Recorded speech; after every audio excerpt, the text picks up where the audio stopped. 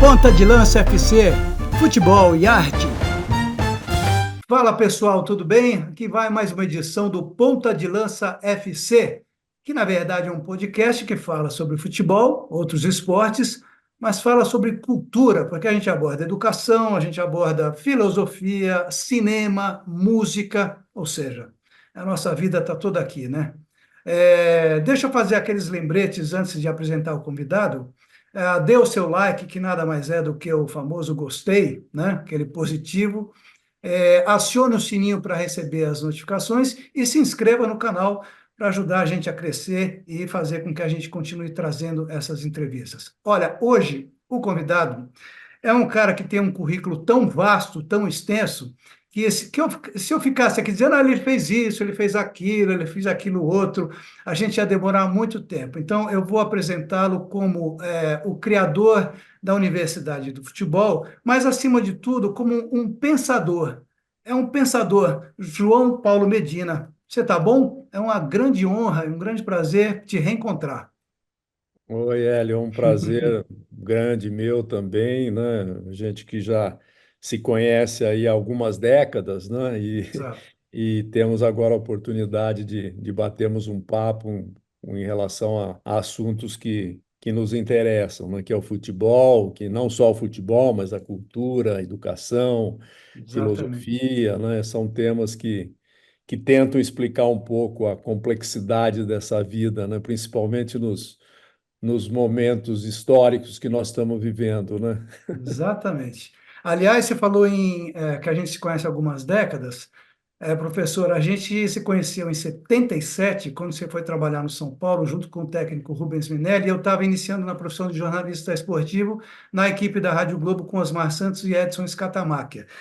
O Uhum. mundo era completamente diferente, né? Quer dizer, o que você fazia naquele momento, como é que você, quando você olha para trás, a gente está falando do quê? De quase 50 anos, né? 77.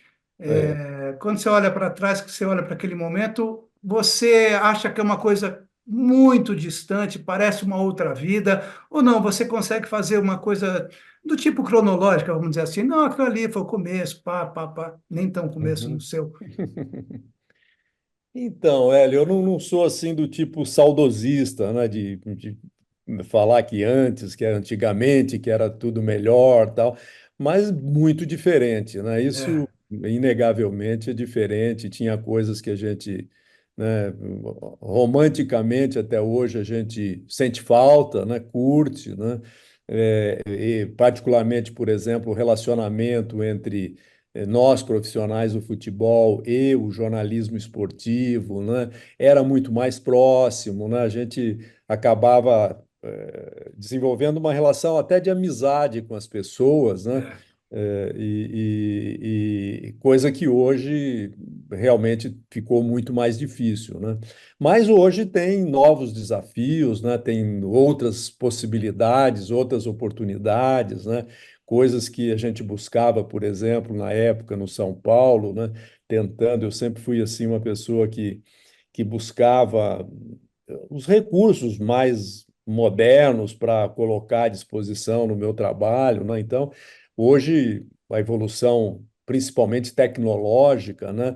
Ela nos coloca à disposição assim ferramentas maravilhosas, né? Que nos permite conhecer o mundo, né? De uma forma mais intensa, né? E talvez mais próxima do que seja o real, né? Mas ao mesmo tempo a gente vê que hoje conhecer a realidade, conhecer o que é verdadeiro, né? O que é falso, né? Ficou muito mais difícil, né? Então são novos desafios, né? A gente, né, como você bem lembrou, né, em 77 eu já estava na estrada já uns do jogo, trabalhando no futebol. Eu comecei em 1971 na Portuguesa de Desportos, né, como preparador físico. Depois trabalhei na Ponte Portuguesa, Guarani, né? fui para a Ponte, né? Aí trabalhei com o Silvio Pirillo na Ponte Preta. Aí ele foi para o Corinthians e me convidou para ir para o Corinthians. Então eu tive muita sorte realmente no início da minha carreira, né? É curioso até que eu saí da faculdade em 1970 de educação física, em 71 eu estava trabalhando com o Marinho Pérez, né, capitão da seleção brasileira no time principal da Portuguesa, né? É. E, e na entrevista até para me contratarem, foi um pedido do João Avilino, né, que era o treinador na Olha época só. da Portuguesa, e ele gostava do meu futebol, né? Ele me acompanhava lá no amador, no futebol amador de São José do Rio Preto, e ele tinha assim muita convicção que eu seria um jogador, né, um meia armador de profissional. Olha, Aí essa eu não perguntando, sabia, hein? Essa eu não sabia, é, não. e aí ele perguntou para o meu pai, né, que meu pai também ia assistir os jogos lá junto com o João Avilino, né? Encontrou casualmente com o meu pai em Campinas, né? O João Avilino perguntou por mim e ele falou, ele perguntou até se eu estava no Guarani ou na Ponte Preta, né? Ele falou, não, ele não está em clube nenhum, mas acabou de se formar em educação física. Falei, então dá o meu telefone para ele que eu estou precisando de um preparador físico na Portuguesa. Olha, começou assim, é? Assim, olha aqui, né? Aí eu fui entrevistado pelos diretores da Portuguesa e eles me perguntaram, né, qual a sua experiência, né? Que clubes que você já trabalhou? Zero. Zero, né? Zero. Mas como o João Avelino tinha uma personalidade muito envolvente, muito forte, ele me queria, né?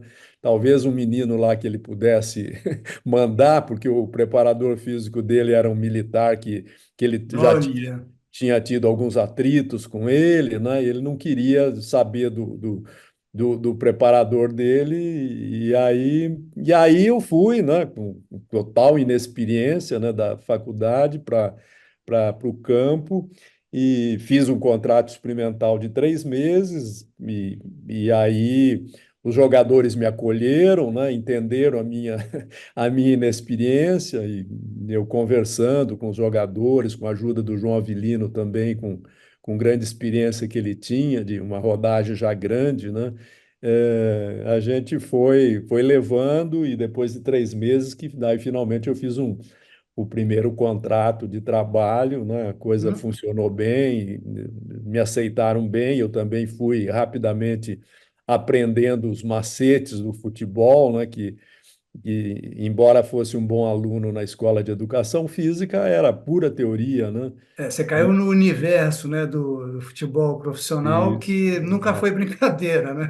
Pois é, pois é. Me lembro até uma conversa inicial que eu tive com o João Avilino, nos É. primeiros treinos que eu dei, né? Ele ficava atento, né? Acompanhando cada movimento meu, né? E aí um dia ele me chamou ali do lado do gol, né? Da trave, com a bola debaixo do braço, né? Ele falou: Olha, professor, teu treino foi muito bom, né? A moçada gostou, tal, mas eu vou te falar uma coisa. Se essa bola aqui não entrar aqui no gol, Não não vai adianta, adiantar nada. não adianta nada que a gente faz aqui no treino, no campo, né? Essa foi Olha, o primeiro ensinamento, né? primeiro sábio ensinamento, né? Exato. Que eu tive do João Avilino, né? E aí comecei, né? A minha carreira. É, Medina, e também é o seguinte, você acabou de falar nessa história do João Avelino, se a bola não entrar, não vai adiantar nada. Você teve uma experiência, lógico, a gente vai falando sobre a coisa, não vai ser um papo cronológico, vamos dizer assim, né? Uhum, Mas você, quando foi trabalhar no Internacional, você teve uma experiência, aquilo foi o quê? Foi uma implantação de um projeto novo, que você, inclusive, avisou, isso é um projeto, não é para a curto prazo, é para médio, acho que é isso, não é? Médio a isso, longo prazo. Quer dizer, isso. você não vai colher os frutos imediatamente. Ou seja, você simplesmente estava falando para um torcedor do Colorado, que igualmente a muitos outros clubes é um apaixonado, né? Hoje eu acho que é uma coisa muito mais É, exagerada, é um troço é, absurdo. E você estava dizendo isso, olha, se a bola não entrar, em outras palavras, se a bola não entrar, não tem problema, porque vai dar frutos. Ou É. seja, este também foi um ensinamento para você? Isso foi 30 anos depois, sei lá, por aí. Isso, foi no Inter, eu trabalhei a primeira vez em 1970, 1997, É, né? 96, 97, e depois um trabalho assim que eu considerei mais estruturado foi em 2000 e 2001, né? Foi quando realmente isso, a nova diretoria, né, o presidente eleito foi na verdade, um senhor, um deputado, Jarbas hum, Lima, mas logo depois ele desistiu e entrou o Fernando Miranda, né? E o certo. Fernando Miranda me deu assim total apoio, né, para fazer isso que a gente fez, né? Então era um trabalho, porque hoje, infelizmente, no futebol, para você implantar um trabalho novo é uma coisa contraditória, é paradoxal. Hum, Você primeiro precisa ganhar para você poder fazer o trabalho que você quer, exatamente. né? E Isso é um isso é um absurdo, contrassenso, né? Primeiro você tem que fazer o trabalho para colher os frutos depois, né? evidente, é. É uma coisa tão óbvia, mas que no futebol não É, cabe, né? Você é. tem que entrar e já ganhar, ainda mais Aliás, um clube de massa como o Inter, né, Hélio? várias coisas óbvias no futebol não Não, funcionam. não funcionam, não é aceito, né? E era um trabalho de integralidade, é isso? De interdisciplinaridade. O que que era o projeto, para quem Não, não era sabe? um trabalho de resgate, primeiro, da saúde financeira do clube, né? Ah, tá. Então, nós tínhamos uma dívida monstruosa, nós tínhamos um elenco em 2000, só para dar uma ideia, né? O salário do Dunga era um terço da folha, né, que Hum, nós não conseguimos pagar nem o salário do Dunga, quanto mais de todo mundo, né? Umas distorções desse tipo, sim. né? O Dunga já em final de carreira, né, já em Uhum. declínio, né? E Vendo nós uma tendo que fatura. fazer toda essa reestruturação. E a gente herdou um clube que tinha acabado, né, no ano anterior, É. ele foi salvo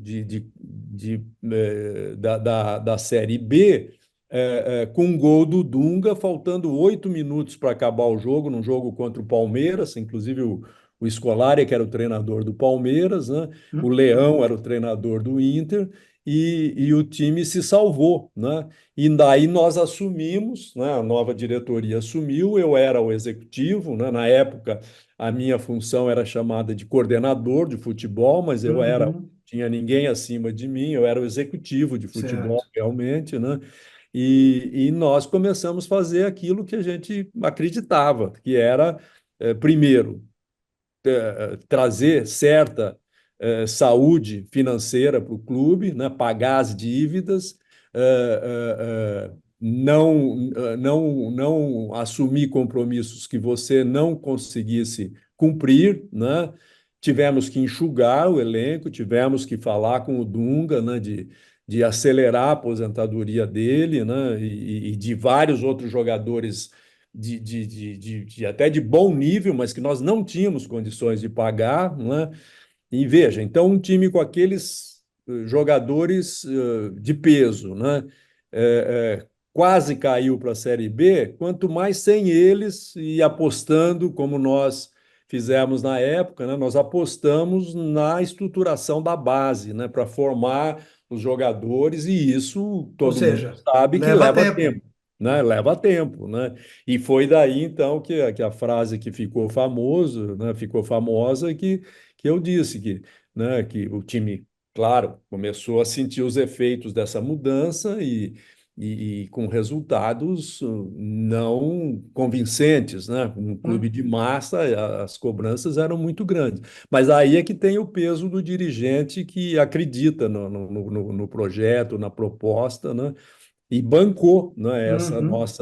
nossa implantação de um trabalho onde reformulamos toda a base, numa época, inclusive, que estava surgindo a Lei Pelé, né, e que os clubes diziam que a Lei Pelé acabaria com o futebol de base, né, porque o clube já não tinha mais o direito de segurar o Sobre o jogador, atleta. É. né, sobre os direitos que tinham sobre o atleta, né? Então a gente trabalhava meio na contramão de tudo que a imprensa queria, que o torcedor queria, né? Mas aí, com essa convicção, né, a gente começou a trabalhar, investir, e a proposta era não cair da Série A, evidentemente, né, para a Série B, mas sem maiores expectativas de que a gente ia disputar título, nada, né? Então É, fizemos esse trabalho, né? E um ano acho que fomos nono, no outro ano seguinte sétimo, mas fomos trabalhando a base, né? mas, Medina, eu acho que, eu não sei se você concorda comigo, mas é claro que eu não vou dizer, não, isso é impossível, nada é impossível, mas é muito difícil a gente conseguir realizar um trabalho dessa monta e com esse, vamos dizer, com essa cabeça, né, de que vai durar algum tempo até a gente colher os frutos aqui no Brasil. Sim, É um negócio que você olha e fala assim, bom, as pessoas não têm a menor paciência, né? Não tem a menor é, paciência. Então, o futebol, como ele exacerba muita coisa, né, as paixões, eu acho que fica cada vez mais longe da gente. é. Não sei se você Mas, concorda Hélio, comigo. aí precisa duas coisas, né? Hum, Precisa ter coragem e convicção, né? Convicção de que você está fazendo o trabalho certo, né? E coragem para enfrentar né, Eu lembro, né, que na época eu saía nas ruas de Porto Alegre, eu via muro, fora Miranda, que era o presidente, fora Medina, olha, né? olha só. Né? Mas isso não, por mais doído que seja, Hum, a gente tinha convicção do que a gente estava fazendo, né? Então eu me lembro, a imprensa, né, me entrevistava, ó. Mas então quando que o torcedor colorado pode ter expectativa de ter um time competitivo? E eu falava, olha, pelo trabalho que nós estamos fazendo, é 4, 5 anos, né? E não tem como. Enquanto isso, nós vamos, né, trabalhar com o que dá. E depois de 4, 5 anos, né, é, coincidentemente, né, que era o prazo que eu tinha estipulado, o time foi campeão mundial, né? exatamente. Nós acabamos saindo porque realmente o nosso discurso não tinha apelo, né? Porque nós estávamos fazendo o que tinha que ser feito, né? Sim, E realmente pagamos todas as dívidas, trouxemos saúde financeira e aos poucos, com a diretoria seguinte, né, que foi o Fernando Carvalho, que assumiu depois, né, eles puderam, né, usufruir, vamos dizer assim, é.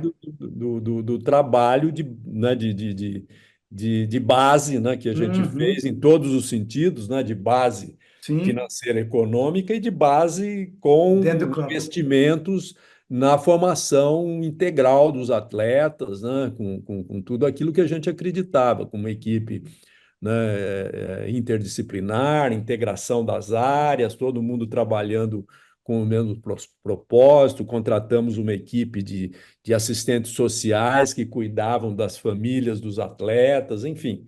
E aí a coisa foi evoluindo. Depois tivemos a venda do Lúcio, né, que acabou sendo assim né, e do Fábio Hockenbach, que era também um jogador Sim. que a gente vendeu por Barcelona. Essas duas transferências de jogadores assim trouxe a saúde financeira que o clube precisava, né? Que era caótica a situação do clube, né?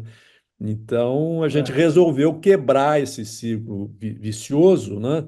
E a preço, né, desse enfrentamento com a imprensa e com a torcida. É É. essa coragem e essa convicção que eu acho que é o segredo para você fazer esse tipo de coisa, né? Agora, Lutar Medina, contra a maré. daqui a pouco eu vou te perguntar sobre a Universidade de Futebol, mas eu queria saber o seguinte: você recentemente escreveu o que é um artigo, né? Que você mandou, Isso, as um 10 coisas que texto, o né? presidente da CBF deveria saber. O Uhum. Juca, ele republicou, né, na coluna dele. Eu também coloquei nas minhas redes, tal. e que eu acho que é uma coisa muito importante, e por isso que eu te chamei de pensador no início do programa, porque é uma coisa que é uma pensata, quer dizer, e é também, olha, você dá os passos, o que eu fiquei mais impressionado é que você dá os passos, a coisa tem muita clareza, né? Então, eu vou dizer aqui o seguinte, não vou ler todos, tal, mas a gente pode discutir algumas coisas que saltam mais aos olhos, né?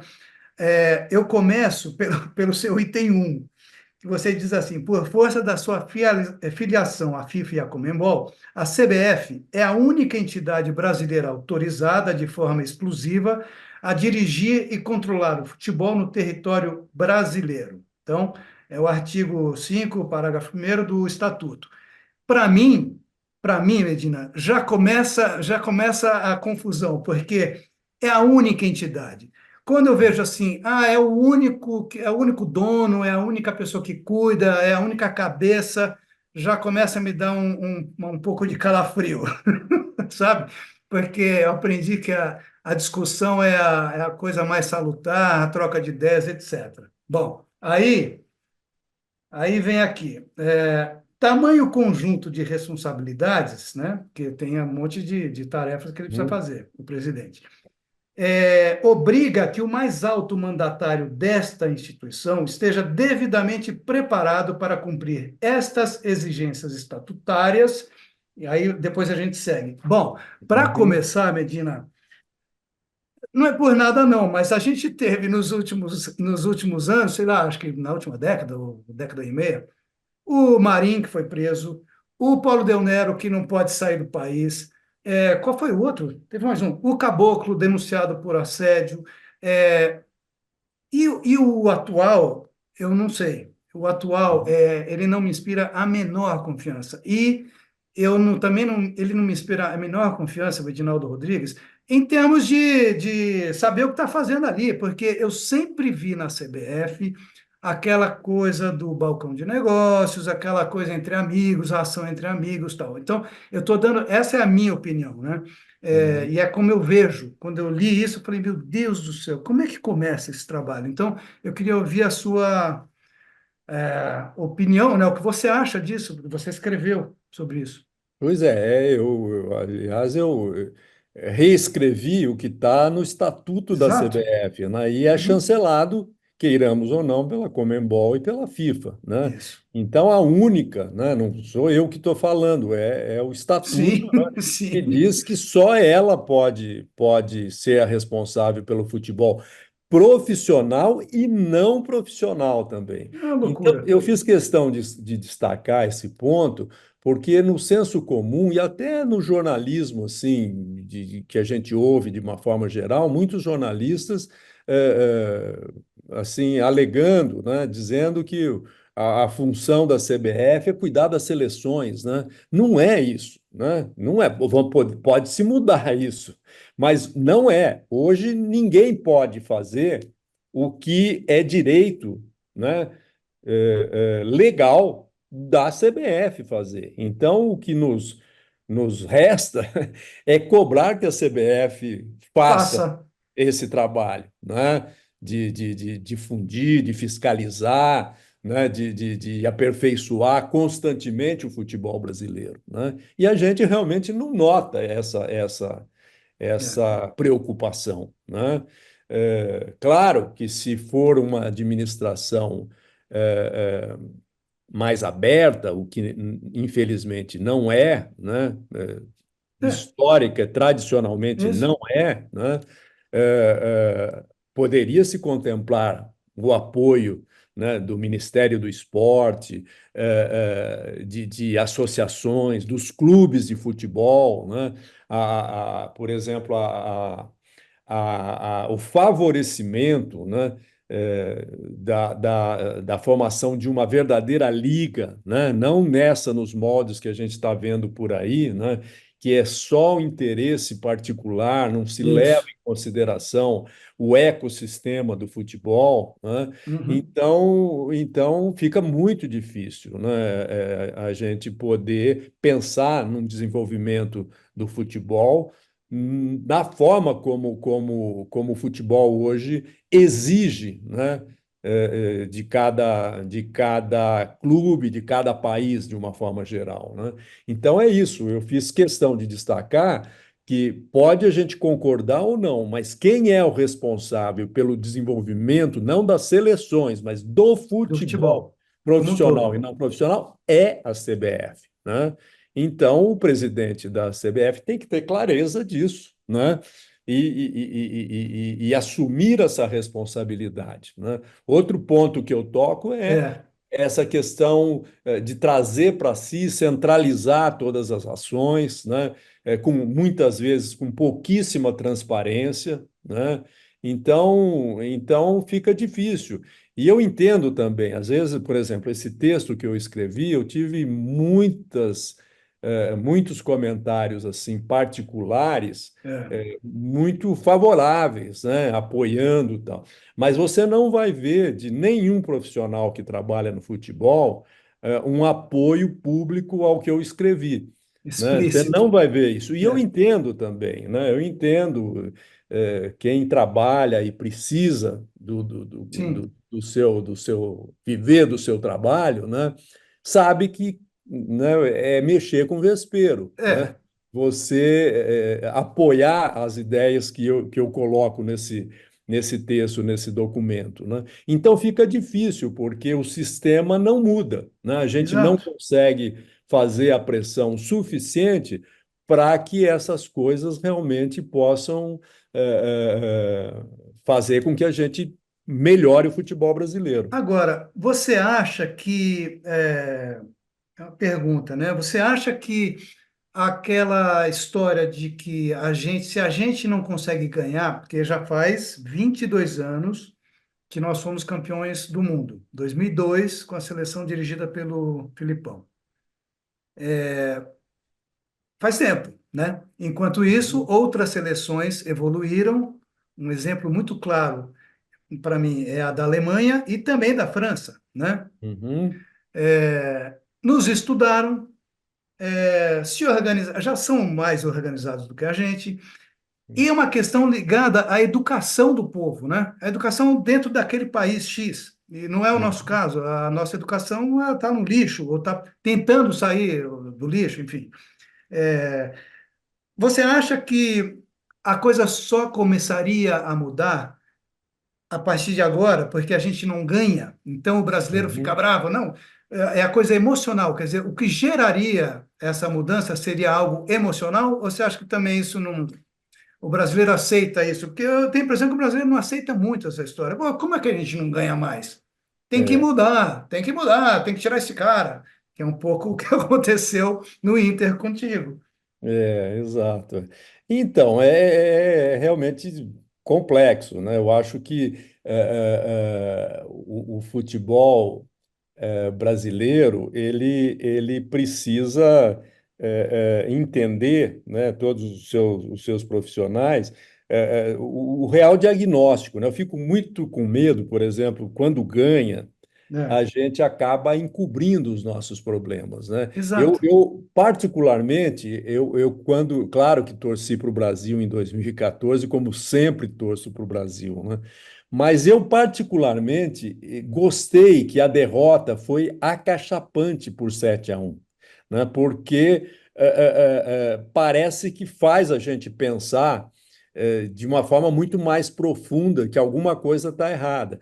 O Exato. Brasil poderia muito bem ter ganho, né, uma das duas últimas Copas, poderia, são 7 jogos, Uhum, né, saímos das duas competições assim por lances fortuitos do isso. futebol que acontece, né? E poderíamos ter ganho da Bélgica e seguido e ter conquistado o título, e poderíamos ter também ganho da Croácia, né? Estava a um Acho que passo, mais né? fácil até, E né? É. chegarmos com força, mas isso não iria mudar o cenário do futebol brasileiro. Não é, eu acho que essa é uma análise muito equivocada também, É. né? Eu não considero, por exemplo, que o trabalho do Tite tenha sido um desastre, né? Uhum, Ele fez, né, aquilo que estava dentro Claro que depois que perde, a gente, né, pode. né? É, Pode analisar com muito mais, né? sim, Isso estava errado, isso, né, não podia acontecer, faltando, né, poucos segundos para sim, terminar, sim. fazer, mas isso aí é coisa do futebol, sim, que acontece em qualquer jogo, né? E você ganha e perde às vezes É o por gol do Dunga, esses é o gol do Dunga. por esses detalhes, né? Então, mas o que falta, que eu vejo, é essa análise mais de fundo, né?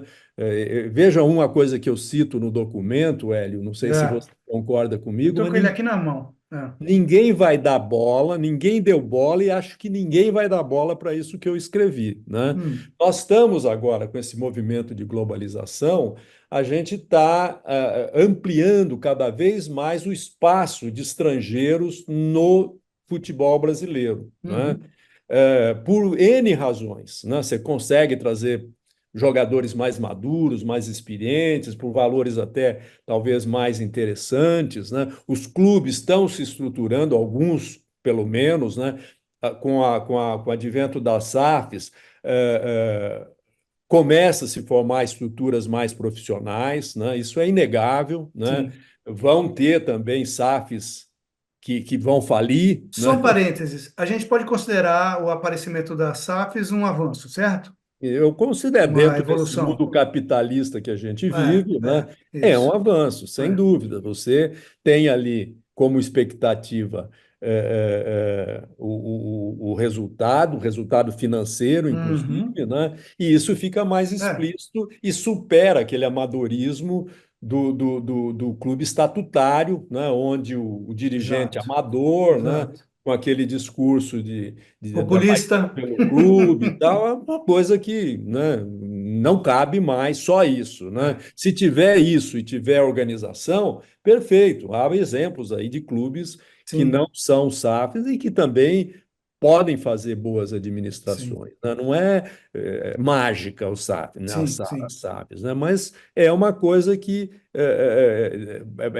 tende a um profissionalismo mais radical do que um clube estatutário, Então, né? mas só para complementar seu raciocínio, então a entrada desses estrangeiros mata, inclusive, no nascedouro, as nossas prováveis ou possíveis estrelas. Quer dizer, estrelas, eu digo, Perfeito, os nossos craques. perfeito, porque você não tem mais espaço. Imagina os clubes todos aproveitarem essa permissividade ou permissão legal, né? É, Ter 9 jogadores, sobram 2 vagas, né? Para jogador brasileiro, né? Eu acho que é um contrassenso para um país que ainda é admirado no mundo todo pelo seu jeito de jogar futebol, eu né? gostei do ainda. Pois é, ainda. Você vê, né, não é mais aquele respeito, né? Quem É, entende de futebol é, acompanha. A gente estou sempre na Europa conversando com o pessoal, né?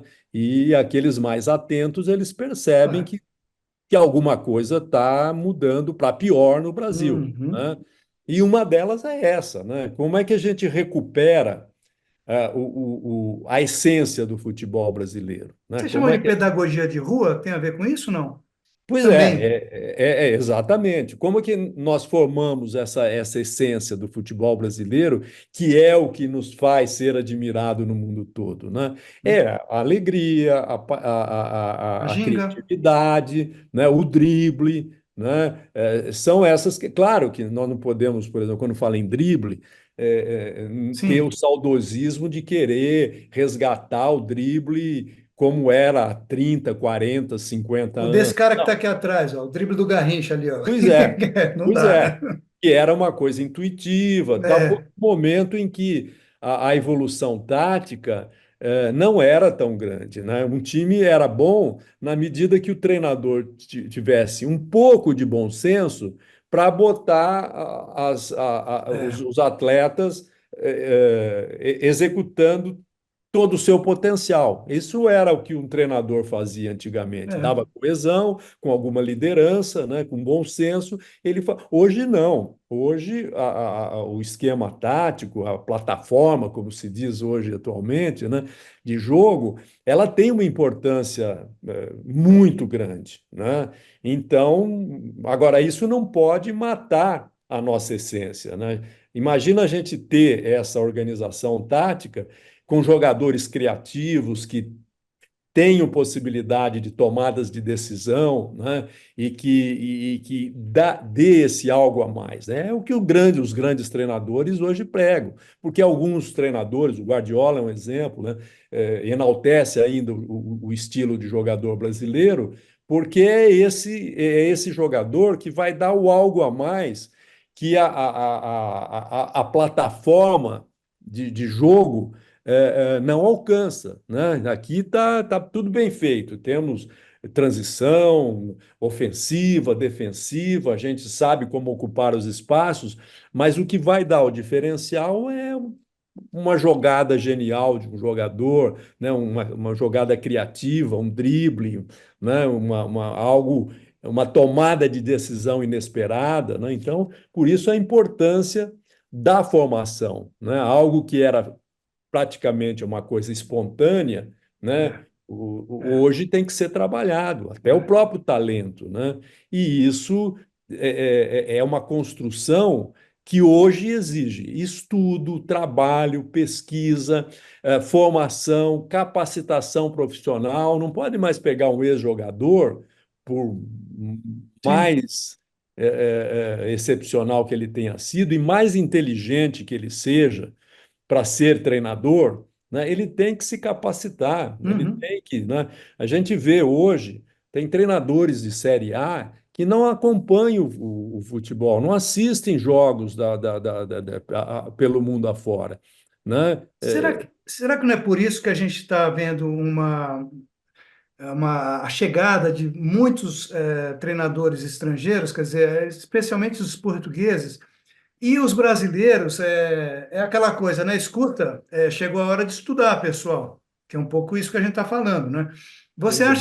Você acredita essa presença dos treinadores portugueses, de alguns argentinos, é, aqui no nosso país, a isso, quer dizer, os caras estão estudando, a gente parece que os treinadores brasileiros não, com exceção dos mais jovens. Eu vejo que tem Uhum. muita gente aí que, né, faz os É. cursos, que estuda, que vai, que vê, que pá, discute. Uhum.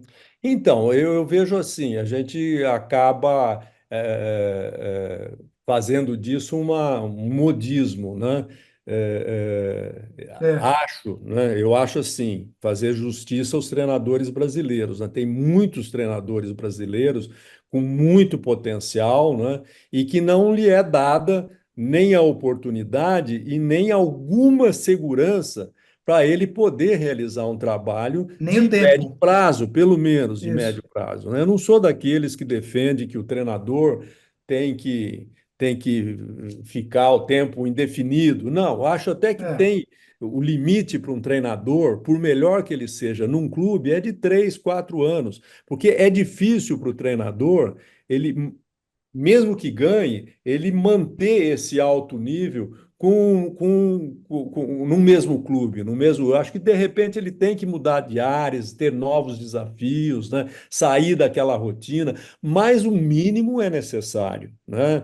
E o pior, né? Que não é só dar tempo ao tempo, é que tipo de treinador que eu quero, né? Porque o que eu noto também é que vem um com um perfil, perdeu em 2 meses ele é demitido, entra outro com o perfil completamente diferente. isso. Então, Começa qual é tudo a de novo. convicção? Qual é a convicção do que esse clube quer, né?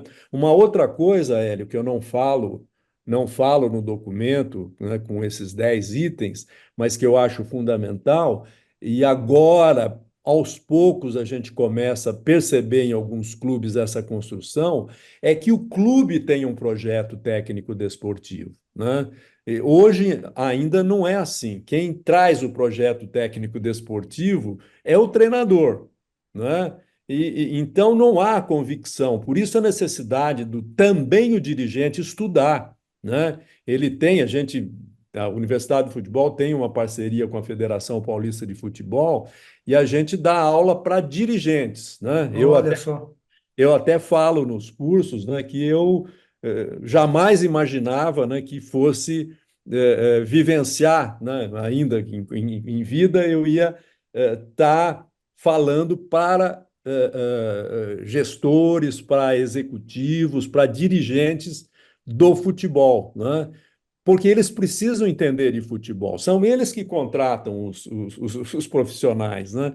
Então, se ele não tem ideia do que é o futebol, do que é o jogo, do que é a tática, qual é o papel da tática, ele tem que saber dessas coisas também, E né? você vê boas, É um avanço que a gente teria e que, infelizmente, o movimento ainda está muito tímido, no mas meu modo de entender. você vê boas perspectivas nesse, por exemplo, nesse curso que você dá na federação? Vejo cada vez Pessoas mais. Nós interessadas. estamos na quinta turma já, né?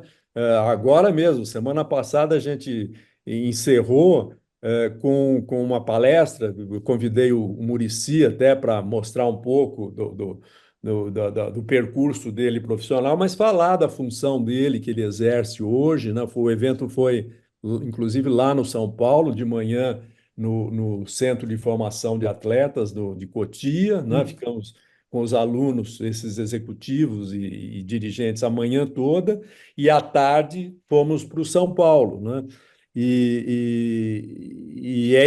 É interessante, né, que a cada turma, né, a gente vai também melhorando a nossa proposta de conteúdos, né, e os alunos também aproveitando de Que uma bom. forma muito melhor, né? Então, se você pegar o perfil de um, de um, aluno, né? Hoje, vou chamar de aluno esse Uhum. dirigente, né? Em relação à primeira turma, a gente já nota uma diferença muito grande. Então, eles estão se capacitando, né, para entender essas coisas. E a gente fala de futebol, o próprio Muricy falou, né? A gente conversou antes e discutiu. Ele falou: Ah, Medina, eu estou de pleno acordo. Quanto mais o dirigente entender de futebol, da parte técnica mesmo, né, Claro. mais capacidade ele vai ter para poder avaliar o treinador e contratar e dispensar, né? Então, esse conhecimento sistêmico, né, como o treinador também tem que ter um pouco de noção do que acontece no setor da governança do clube, né? Para ele entender as limitações, muitas vezes, não podemos contratar os jogadores que você está pedindo, mas temos que encontrar com os recursos que a gente tem soluções. Então, essa integração, tanto o setor técnico entendendo um pouco aspectos da governança e quem faz a governança do clube, faz a gestão do clube, entender de futebol, só melhora a solução a ser buscada, né? Você falou na Universidade de Futebol, você citou esse curso na Federação Paulista. Por que é que você teve a ideia de criar a Universidade do Futebol? Por perceber um vácuo na questão do estudo, da capacitação profissional, né? Eu criei a Universidade do Futebol, no início até nem tinha esse Era nome, outro nome, né? era É. Cidade do Futebol, né? Porque para chamar a universidade, eu tinha que ter um conteúdo suficiente para poder chamar a instituição de universidade, né? Então, no Uhum. começo era Cidade do Futebol, eu fui me aproximando, como eu sempre tive um bom relacionamento com a comunidade do futebol, com os profissionais que trabalham, eu fui convidando, né, pessoas para contribuir com conteúdos para a cidade do futebol. Até que chegou um momento, a gente tinha mais de 30 áreas de conhecimento relacionadas ao futebol, né? Desde as áreas de governança até as áreas técnicas, né, de nutrição, fisiologia, preparação física, área técnica, análise de dados, enfim, tinha 32 setores. Falei, não, é hora de a gente Uhum. criar agora o que eu pensava antes, mas não fiz estrategicamente. Aí a gente mudou para Universidade do Futebol com esse propósito de devolver ao futebol, vamos dizer assim, aquilo que eu conquistei, né? Então foi mais com essa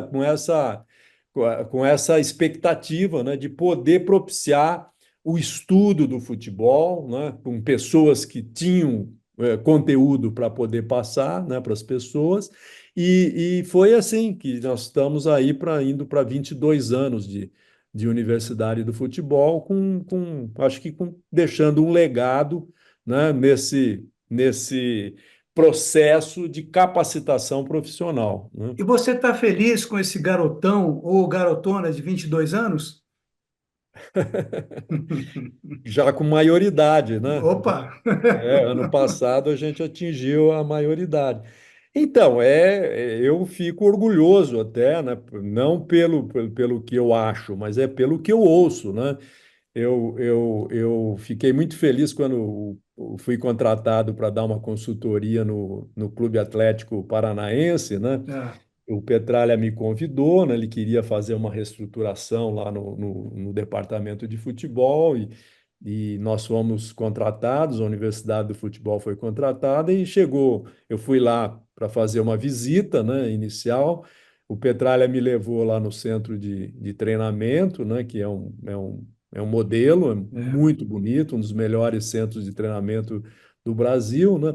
E em cada setor que ele entrava para me apresentar, né, tinha alguém que tinha estudado na Universidade do Futebol ou trabalhado na Universidade do Olha Futebol. que legal.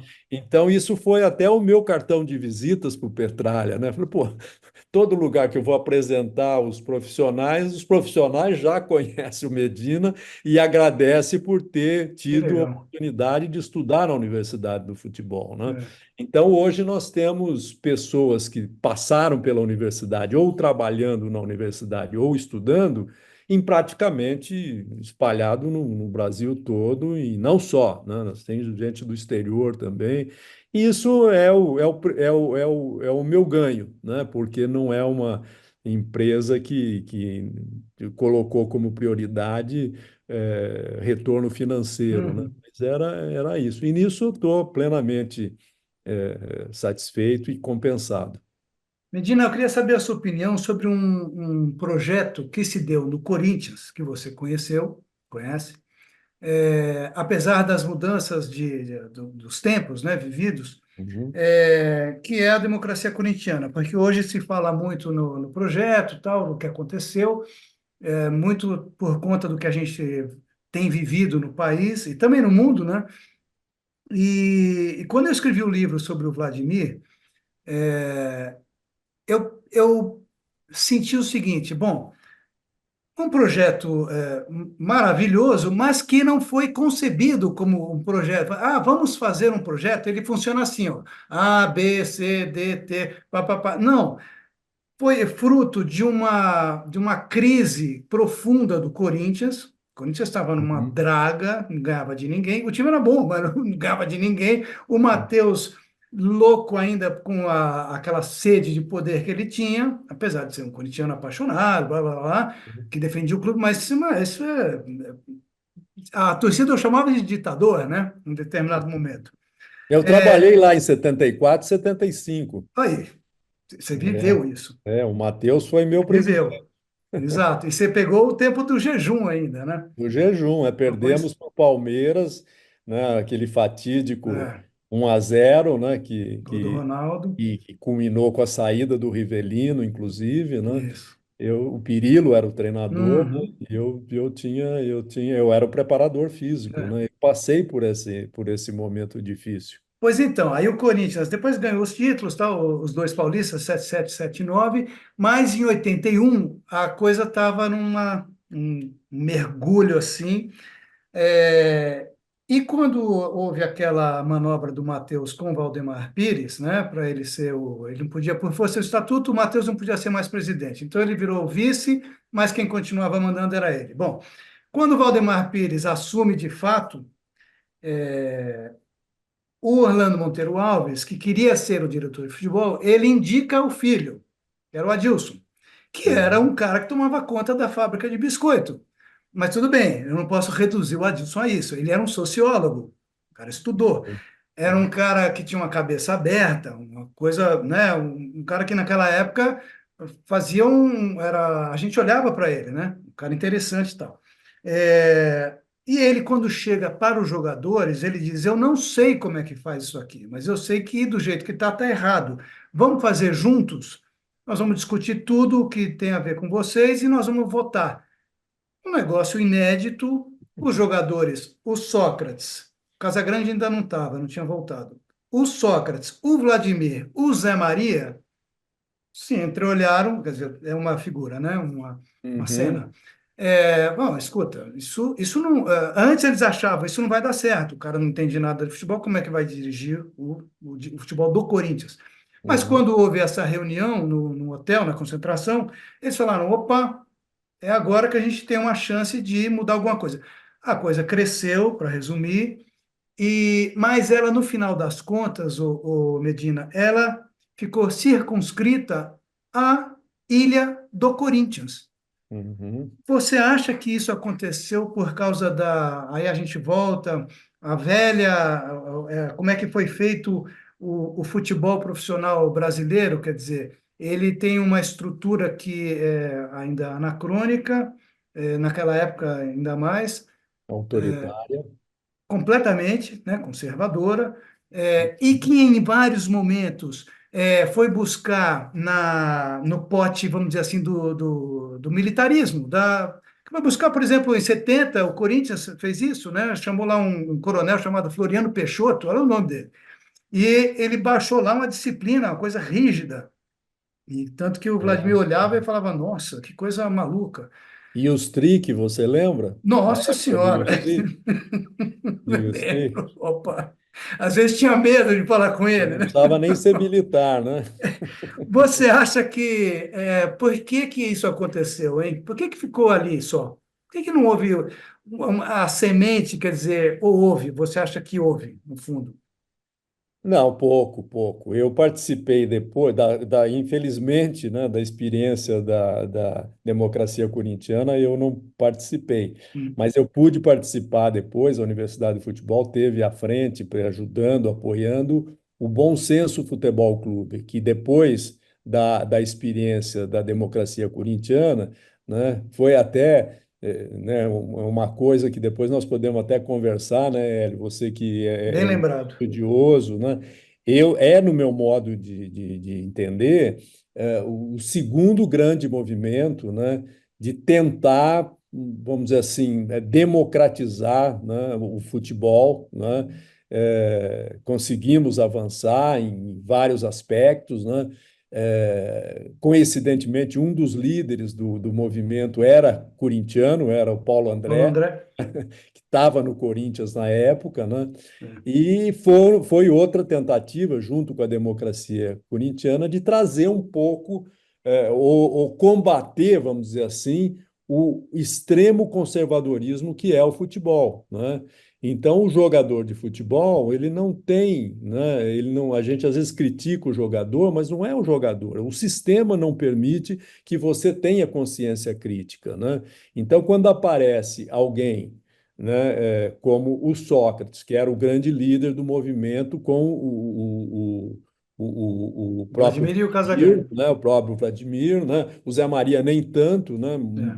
mas principalmente o Sócrates, né, com o Vladimir, o Casagrande, numa outra perspectiva, né, Exato, sempre na cola, vamos dizer assim, do Sócrates, né? exato. Era essa estrutura, vamos dizer assim, de poder ali interno, com o Adilson garantindo, né, dando Uhum, apoio, porque senão aquilo morria no, exato. né, o Sócrates ia ser rifado se não Facilmente. tivesse o Adilson, né, que por ser de fora, talvez até, né, fazendo um pouco a alusão ao que você comentou, né, talvez até por ser uma figura estranha ao futebol, né, o pai dele que era o dirigente tradicional, né? E o Adilson com uma visão mais aberta, com a formação na área de ciências humanas e sociais, né? Uhum, Permitiu essa experiência que teve o sucesso que teve porque ganhou também, né? Porque exato. senão perdesse ia ser mais um elemento, tá vendo? A Quer bola dar entrou. liberdade, quer não sei o quê, com jogador de futebol não pode ser assim, tem que Ué, ser. a grande parte da imprensa, Medina, você vai lembrar, era contra. Eu sei, porque Era eu só a entendo. bordoada. E claro, que a sociedade é conservadora, né? É, Não é o é, futebol só. é. Agora, o futebol é a quinta essência do conservadorismo, né? Então, tudo que é avanço nessa direção, né? é problemático, né? Veja quando começou esse advento de ascensão do futebol feminino, eu conheço muitos dirigentes que eram frontalmente contra, né? E vem aqueles argumentos, não, mas a gente tem dificuldade financeira com o masculino, vamos ter que ainda, né? Tem Sim. desculpa para tudo.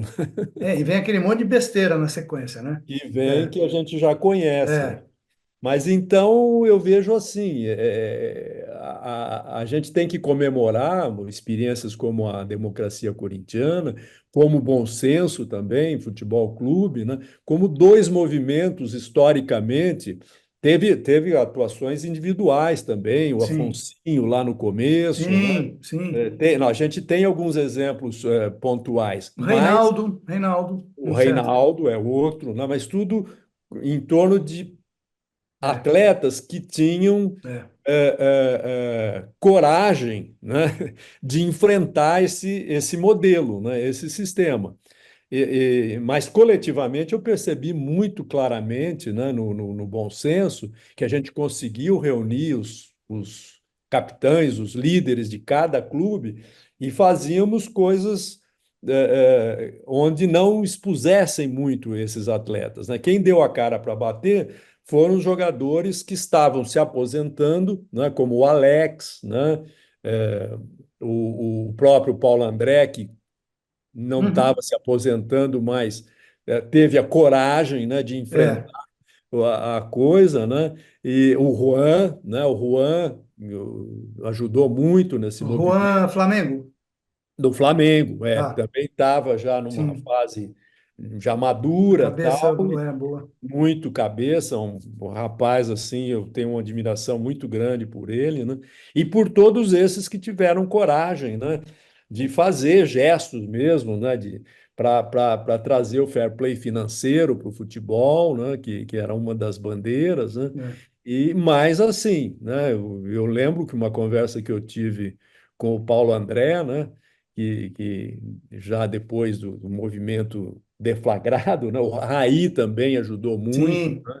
Foram pessoas assim importantes que deram a cara a tapa pela posição de estar assim acima de qualquer suspeita, né? Porque jogador mediano que se fosse se meter num confronto desse ia ficar marcado, né? E eu me lembro até numa conversa com o Paulo André, ele de repente começou a se instabilizar, né? Os sim. dirigentes, bom, É, não vão contratar um jogador que tem esse perfil rebelde, né?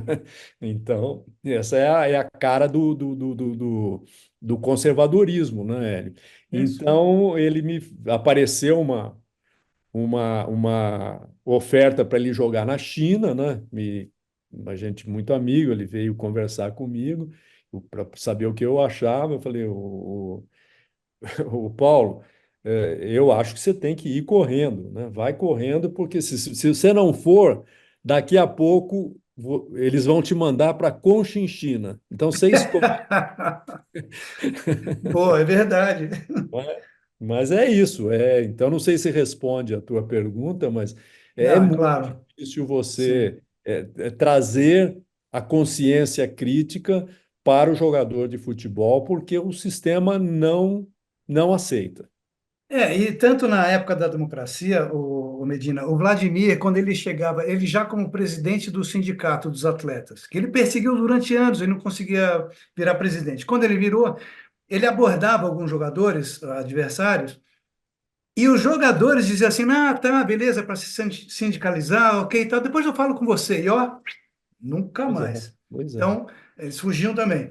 É. Uma coisa que eu queria te perguntar é o seguinte: você trabalhou no Al Hilal, não trabalhou? Na Arábia Trabalhei Saudita? três vezes. 3 vezes. É. Foi, voltou e foi, voltou, é isso? Isso, É, né? várias vezes. É que eu falava para eles, olha, eu não aguento vocês mais que um ano. Então vamos fazer o contrato por um ano e depois nós conversamos outra vez. Certo. Era a Bom, forma de lidar com eles mas foi maravilhosa a experiência, né? Porque então, você implantou um trabalho lá, não é isso? Na Arábia sim, Saudita? trabalhei na seleção da Arábia Saudita também 4 vezes. quando você olha hoje, porque o Al Hilal é o time onde está o Neymar, né? Isso, Quando isso. você olha para o Al Hilal hoje, você se vê ali ou não? Virou outra coisa completamente Não, diferente? evoluiu muito em função da política que eles, né, estabeleceram para o futebol na Arábia Saudita de gestão de um dinheiro assim realmente fabuloso, né? Outro dia eu estava dando risada até, né, que um comentarista dizendo, né, comparando que o futebol na Arábia, né, era um futebol de segunda, terceira categoria, né? Mas Hum, eu acho que a gente precisa analisar com cuidado isso, Hélio, porque é, eu comecei a analisar jogador por jogador que está no Al Hilal, que está no Etihad, né, que são os dois, o Ahly também, né, sim, são os três times assim principais do país e que estão recebendo assim um apoio. O time do Al Hilal, ele é melhor individualmente do que praticamente qualquer time do futebol brasileiro. nossa, Analisa, veja os jogadores que compõem, né? E analisa os times do futebol brasileiro, né? é, Hoje está mudando um pouquinho, os clubes estão se capitalizando, estão tendo mais recursos, né? é, Acho que isso é um avanço, né? então, ficaram preocupados, É, né? e Precisa. tem, né, o Flamengo, por exemplo, né, o Uhum, potencial que ele tem de trazer jogadores nas janelas, de mais é, alto nível é uma coisa que não que pode ser comparada aos grandes mercados é, realmente. Mas o futebol da Arábia, a partir do momento desse movimento de investimento altíssimo, né, com vistas à Copa do Mundo que eles vão exato. sediar, né, em 19, 30, né? 34, né? 34. 34, é para se repensar isso, né? Não é um futebol assim de baixo nível como se pinta, né? Agora, me parece que são sérios, né? Pelo menos nessa investida, tem uma seriedade. Vamos mostrar ao mundo. Aí eu não sei, isso aqui é uma coisa, eu vou dizer, mas com muita ignorância, tá? É só o que eu leio, o que eu sei aqui e ali e tal, mas você viveu lá. A questão dos direitos humanos na Arábia Saudita, ela volta e meia vem à tona, e nos países daquela região, né? Você viveu isso? Era uma coisa que não se falava muito na época. Qual é a sua visão sobre o país nessa questão e relacionada ao futebol? Quer dizer, como as pessoas dizem assim, pô, mas vai jogar, algumas pessoas, vai jogar bola lá, vai defender aquele país com aquela política X, Y, Z, tal, que Uhum. é contrária aos direitos humanos. O que você Eu acha disso? olho, eu olho tudo isso assim com muito cuidado, né? Realmente é um país autoritário, né? É uma família que manda no país, né? E tudo que se fala, né? De falta de mais transparência, de um país democrático, realmente não tem, né? Uhum. Há um movimento, né? Por exemplo, quando eu trabalhei 4 vezes no Al Hilal, 3 vezes no Al Hilal, 4 vezes na seleção, trabalhei no Etihad também, uma temporada, né? E durante essas idas e vindas minhas, eu vi uma mulher saudita, indo em 10 anos, né, de indo e vindo, eu vi o rosto de uma mulher saudita, porque elas Que vestiam, loucura. não dirigia, a mulher não dirigia, né? Televisão tinha dois canais de televisão, um em árabe e outro em inglês estatal, né? Controlados, Controlados, tudo, e hoje não é mais assim, né? Uhum. Então há uma evolução ainda muito longe daquilo que a gente considera como ideal, né? Mas eu tomei o cuidado de, quando fui trabalhar lá, nas primeiras vezes, né, de me aprofundar em conhecer melhor, né? Eu cheguei a ler o Corão até Olha. para tentar entender o Uhum. primeiro país, né? Para depois poder dar a minha contribuição, né? No âmbito do futebol, evidentemente, de tornar os atletas mais profissionais, né? E esse foi o nosso trabalho, né? E sempre me dei bem por isso. Antes de ensinar qualquer coisa, eu fui aprender como eles, né, por que que eles são daquele jeito, né? E tudo isso é um É. processo histórico, né? Porque não quero defender o que é feito na Arábia Saudita hoje, né? Apesar de reconhecer que está havendo alguns avanços, né? Por exemplo, do direito das mulheres, né? Uhum. De trabalhar, né? De poder dirigir, enfim, de poder já tirar o véu do rosto, enfim, essas demonstrações que a gente pode considerar Avanços. de avanço, né? Agora, eu não aceito, né? São essas críticas sobre a Arábia Saudita, sem entender, sem fazer as críticas nossas e do nosso país e dos outros países também, porque desrespeito aos direitos humanos a gente encontra em todos os países, Ué, aqui, né? Né? por exemplo, Como aqui também, por exemplo, né? aqui nos Estados Unidos, Direto. né? Os Estados Unidos hoje tem 20 milhões abaixo da linha da pobreza, né? Assim, É, total, né? Isso não é desrespeitar os direitos humanos? Então, não é só a Arábia exato. Saudita, né? É, Quando se faz essa análise mais ampliada, então eu aceito, né? Agora, culpabilizar só esses países, né, que a gente costuma criticar, né, porque é autoritário, é isso, é aquilo, eu acho parcial, né? Parcial. Se é é, para criticar quem cumpre, quem não cumpre direitos humanos, eu acho que cabe críticas mais ou menos em praticamente o mundo inteiro, né? é isso. Bom, professor Medina, olha, eu adorei conversar com você. Eu conversarei mais vezes daqui para frente. E muitíssimo obrigado, viu? E um abração. Adorei rever você e a gente trocar essas ideias que são muito importantes. E não é sempre que a gente encontra pensadores.